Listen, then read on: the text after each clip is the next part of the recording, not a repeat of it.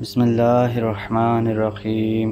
شروع کرتا ہوں اللہ تعالیٰ کے نام کے ساتھ جو بڑا مہربان نہایت رحم کرنے والا ہے۔ ابراہیم تیمی نے سنا اپنے باپ سے، وہ کہتے تھے، خطبہ پڑھا سیدنا علی رضی اللہ عنہ نے تو فرمایا، جو شخص کہتا ہے کہ ہمارے پاس کوئی اور کتاب ہے جس کو ہم اہل بیت پڑھتے ہیں سوائے اللہ تعالیٰ کی کتاب اور اس کتاب کے اور وہ ان کی تلوار کے میان میں تھی، تو وہ جھوٹ بولتا ہے۔ اس سے رد ہو گیا۔ رافضیوں کا خیال ہے کہ رسول اللہ صلی اللہ علیہ وآلہ وسلم نے سیدنا علی رضی اللہ عنہ کو وہ باتیں بتائیں تھیں جو کسی اور صحابی کو نہیں بتائیں۔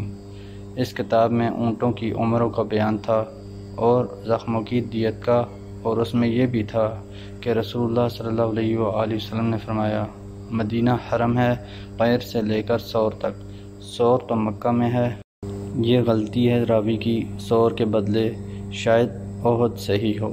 جو شخص اس میں نئی بات نکالے یا کسی بدعتی کو ٹھکانہ دے تو اس پر لعنت ہے، اللہ کی لعنت ہے، اللہ کے فرشتوں کی اور تمام لوگوں کی۔ قیامت کے دن اللہ تعالیٰ اس کا فرض قبول نہ کرے گا، نہ نفل۔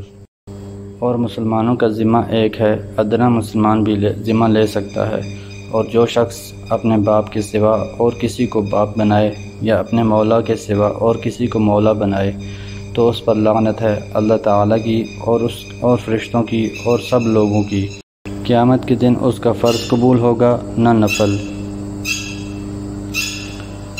سیدنا ابو ہریرہ رضی اللہ عنہ سے روایت ہے، رسول اللہ صلی اللہ علیہ وآلہ وسلم نے فرمایا، جو شخص آزاد کرے مسلمان غلام کو، اللہ تعالیٰ اس کے ہر عضو کے بدلے آزاد کرنے والے کے ہر ایک عضو کو آزاد کرے گا جہنم سے۔